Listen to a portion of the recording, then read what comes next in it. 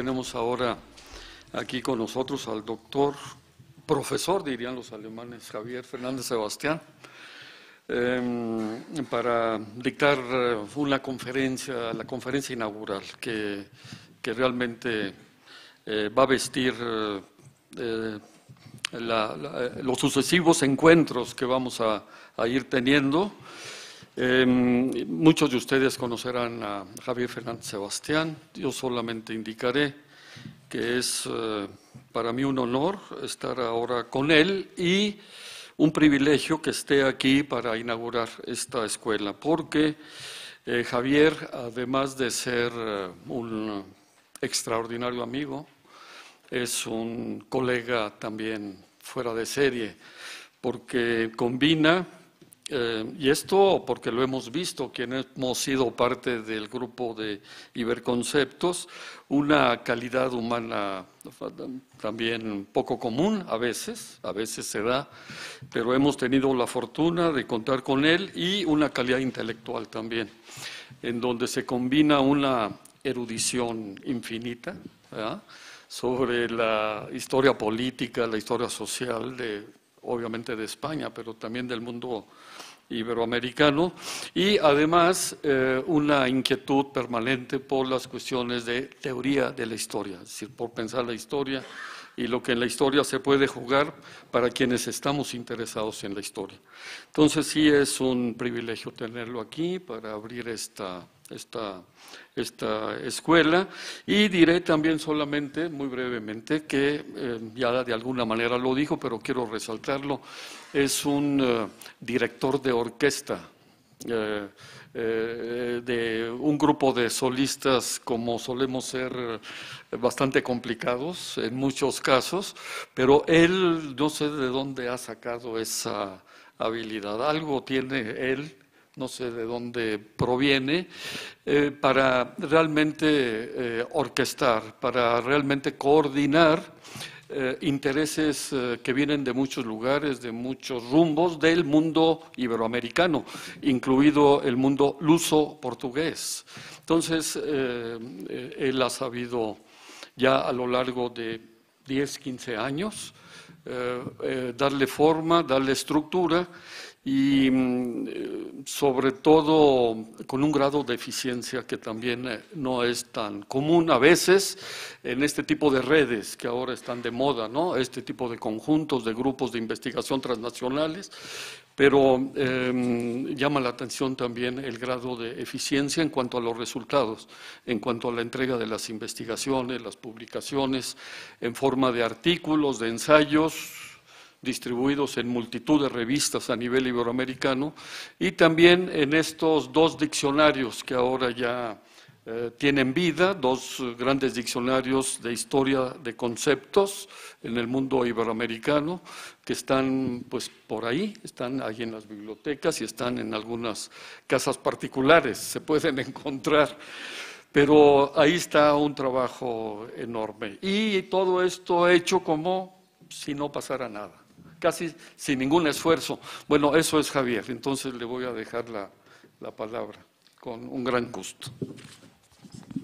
Bueno, muchísimas gracias, Guillermo, por tus palabras, que como ustedes pueden comprender están más dictadas por el afecto que por la exactitud, digamos, un poco exageradas en esta presentación, pero que le agradezco muchísimo. Es un verdadero placer, me complace mucho estar aquí hoy en México, siempre es muy agradable volver a México, y dar las gracias a nuestros anfitriones, a Erika, a Ana Carolina, a Gabriel, por todo el esfuerzo que ha hecho también para reunir esta escuela de verano. Es una gran satisfacción también para mí en la parte en que me toca, porque también he colaborado un poco, no tanto en la organización, pero sí, digamos, en la preparación y un poco en la idea inicial de este curso. Y a todos ustedes, no solamente por estar presentes aquí, sino por haberse matriculado y por estar interesados en este campo historiográfico, que yo creo que tiene un gran interés, independientemente de que pueda resultar algo a primera vista más o menos, digamos, rebuscado, ¿no?, para un historiador convencional.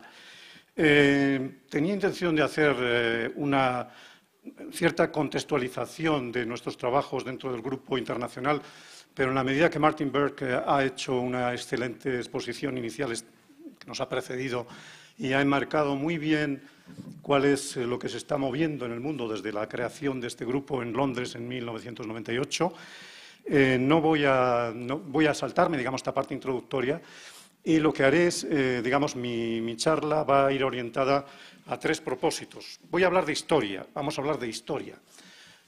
Claro, hablar de historia es un tema enorme y mi objetivo va a ser triple. Voy a tratar de centrarme en 3 aspectos concretos, a ver si puedo desarrollarlo en un tiempo razonable, alrededor de 45 minutos, algo así, espero poder hablar durante ese tiempo aproximadamente. Primero quiero reflexionar en común un poco sobre, tratar un poco de convencerles de que la historiografía necesita algo más de teoría, algo más de reflexión de lo que es habitual dentro de los historiadores. Es decir, trataré de hacer una especie de alegato en favor de la importancia de la teoría en la historia. En segundo lugar, trataré de mostrar que la historia conceptual no es una simple moda académica, sino que obedece a cambios muy profundos que afectan a la conciencia histórica contemporánea y que se manifiesta en otros campos, no solo en la historiografía, en otros campos de las ciencias sociales e incluso más allá de las ciencias sociales, en las ciencias sin más. Y en tercer lugar, trataré de mostrar que, según creo, estamos en un momento crucial de transición en la historiografía e incluso intentaré señalar algunos rasgos de este momento de tránsito que estamos viviendo. Aquí retomaré en buena medida algunas reflexiones que hacía el año pasado en una conferencia que pronuncié en Bogotá, invitado por Francisco Ortega, en un congreso que hubo en Bogotá, y hablé de este tema. Voy a tratar de avanzar un poco más en ese camino, ¿no? Bien, es frecuentemente bueno empezar por algunas preguntas radicales, de esas preguntas muy simples que no solemos plantearnos, pero que en ocasiones esas preguntas arrojan mucha luz sobre las cuestiones. Por ejemplo, una pregunta tan simple como ¿qué hacemos hoy aquí, ¿no? ¿Por qué estamos aquí reunidos? La respuesta fácil es, evidentemente, porque somos, en nuestra mayoría, más o menos, historiadores y también científicos sociales, y, digamos, y porque hay un curso de verano, todo esto ya lo sabemos. Pero, en el fondo, todo esto obedece a que existe una disciplina, un saber organizado, reglado, que se llama historia, ¿no? Y tiene sentido, yo creo, que los historiadores de vez en cuando nos preguntemos por los orígenes de nuestra propia disciplina. Es decir, creo que es muy importante en los tiempos que corren que los historiadores reflexionemos sobre la historiografía, sobre cómo nace la historia en el mundo moderno, desde cuándo existe la historia como una disciplina académica, universitaria, etc. Y es así cuando nos damos cuenta que en realidad esta disciplina es bastante reciente. Es decir, claro, podemos contar una historia la historia desde Heródoto, ¿no? Pero si hablamos de la historia en un sentido más próximo a lo que nosotros hacemos, no nos podemos remontar mucho más allá de 2 siglos. Digamos que la entrada en la universidad de las disciplinas históricas pues está asociada a la creación de la universidad de investigación que, como todos saben, procede, digamos, es de fundación alemana, en Berlín, en 1810, por Humboldt, etc. Entonces, la creación de una universidad con una disciplina histórica, etcétera, que luego se desarrolla más adelante, en los años 20, es decir, principios del siglo XIX, la famosa escuela de Ranke, etcétera, primero en Alemania, después en otros países, poco a poco va entrando, se va introduciendo en la enseñanza. En España, por ejemplo, la primera vez que aparece la historia como una disciplina que tiene que ser enseñada no en las universidades, en la enseñanza media, es en los años 1840, con Gil y Zárate y tal. Creo que en México también a mediados del siglo XIX es cuando empiezan a aparecer ciertas leyes en las que contemplan que en el plan de estudios haya una historia de México, una historia universal en las universidades, ¿no? En realidad, los estudios históricos como tal de investigación solamente se crean en España, que es lo que más conozco, Centro de Estudios Históricos 1910, es decir, con la sección de metodología Rafael Altamira, etcétera, ¿no? Si vamos a México, también, bueno, en 1910 se crea el Museo de Antropología, Historia y Museo Nacional, exactamente. La Revolución. Por supuesto, en el siglo XIX, esto lo ha estudiado muy bien Guillermo, pone de manifiesto que ya había una voluntad de historiografía científica ya desde la segunda mitad del siglo XIX, es decir, ya desde la guerra contra Estados Unidos empiezan a surgir historiadores que se reclaman de una cierta, digamos, de una cierta saber neutro, de un saber no meramente instrumental, político, ¿no? Pero, en realidad, esta misma casa en la que estamos se fundó en 1940, si no estoy mal informado. Centro de Estudios Históricos, me parece que un año después. El Instituto de Investigaciones Históricas de la UNAM es de 1945. Es decir, que estamos hablando... No, 1940, creo. Bueno, creo que es 45. Bueno, en todo caso, estamos hablando de un periodo bastante reciente, es decir, de un periodo de un siglo, 3/4 de siglo. La disciplina histórica es realmente bastante nueva en ese sentido, ¿no? Entonces, esto nos lleva a la necesidad de, que decía antes, de pensar la historicidad de una forma más radical, tomar en serio la historicidad de las cosas, de la propia condición humana, es decir, la dimensión histórica de todas las realidades sociales, también de los conceptos, pero también de los estudios, también de las disciplinas, e incluso de los grandes conceptos que damos por supuesto. Por ejemplo, el concepto de el pasado. ¿Desde cuándo existe un concepto de el pasado? El presente, el futuro. Nos sorprenderíamos, hay algunos estudios sobre esto, no demasiados. Si investigamos un poco sobre ello, nos damos cuenta de que estos conceptos, como tales, tienen una existencia bastante reciente. Es decir, el concepto en sí de el pasado, el presente, el futuro, son conceptos que, y no hay más que hacer una búsqueda rápida en el Grand Viewer o en cualquier... Se da uno cuenta de que, curiosamente, el futuro, el porvenir, como se decía, nace en el siglo XIX como un concepto fuerte, en 1830 en adelante, el porvenir, y luego más tarde surge el pasado. El pasado como un concepto, como un singular colectivo, como diría Koselleck, de tipo temporal, es decir, como un gran concepto que abarca todo lo que ha sucedido en la historia, teniendo en cuenta que el propio concepto de historia, como explicó Koselleck, tiene también un origen relativamente reciente desde finales del siglo XVIII.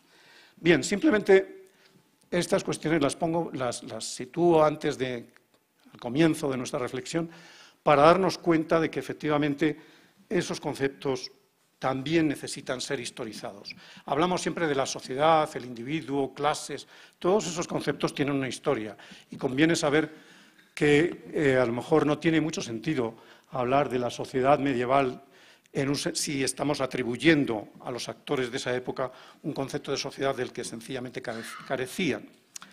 Bien, entonces, ¿por qué los historiadores tenemos, en general, una actitud recelosa hacia la teoría? Es decir, lo que me voy a preguntar a continuación es ¿de dónde proviene esa actitud que muchos historiadores tienen de desconfiar de la teoría? ¿Cuáles son los obstáculos? ¿Cuáles son las razones por las que enseguida decimos, bueno, esos son teoricismos, esos teóricos, abusos de la...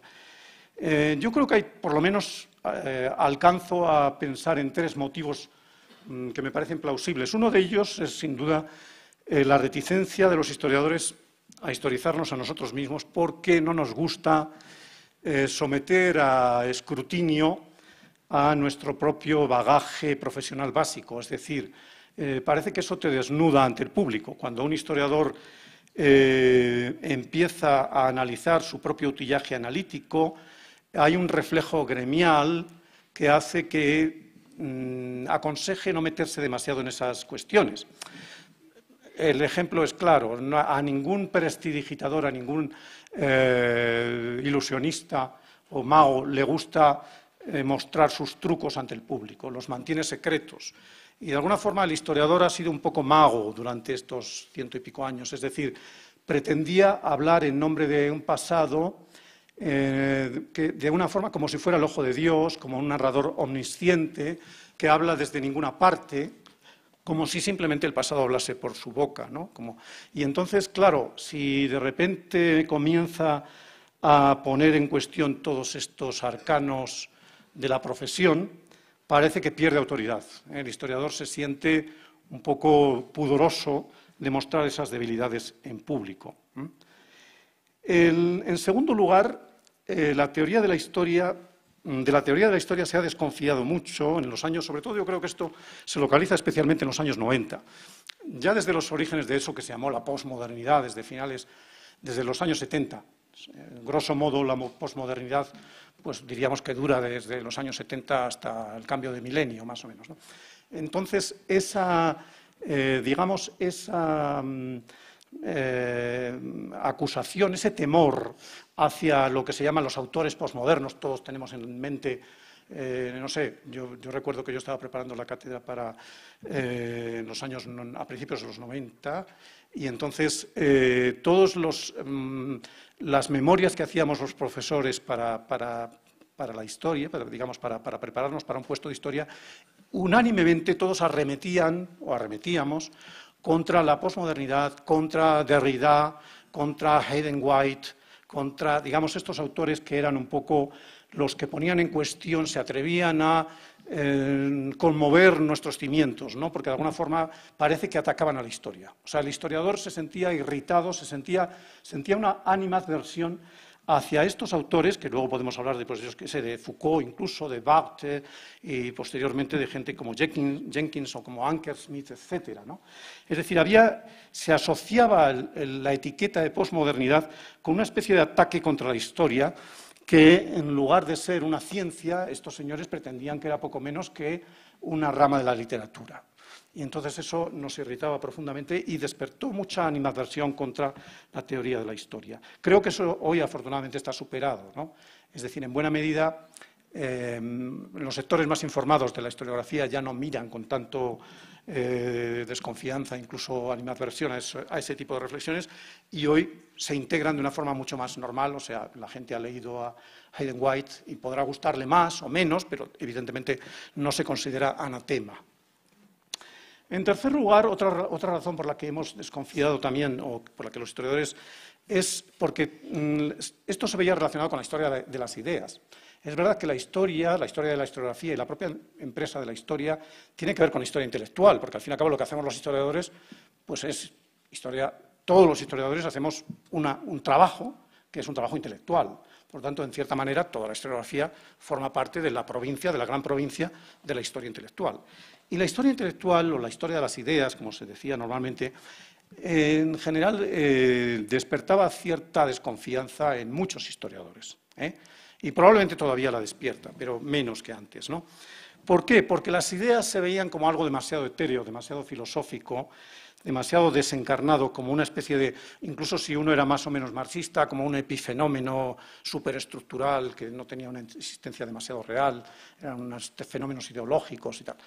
Las ideas no tenían buena prensa y la historia intelectual, por tanto, era una historia de segundo orden, claramente desprovista de la materialidad de otras historias más tangibles, como la historia política, la historia social, especialmente, etcétera.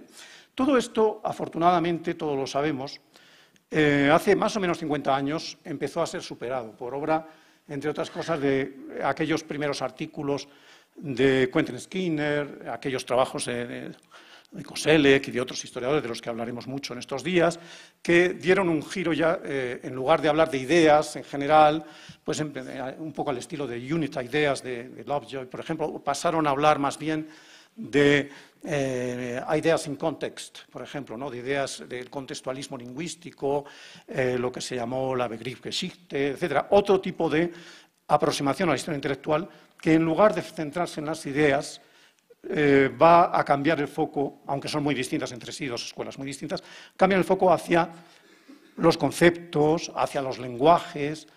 Es la lengua la que está involucrada y es el actor humano, ¿no? La acción humana, son los actores los que están manejando esas ideas y esos lenguajes, ¿no?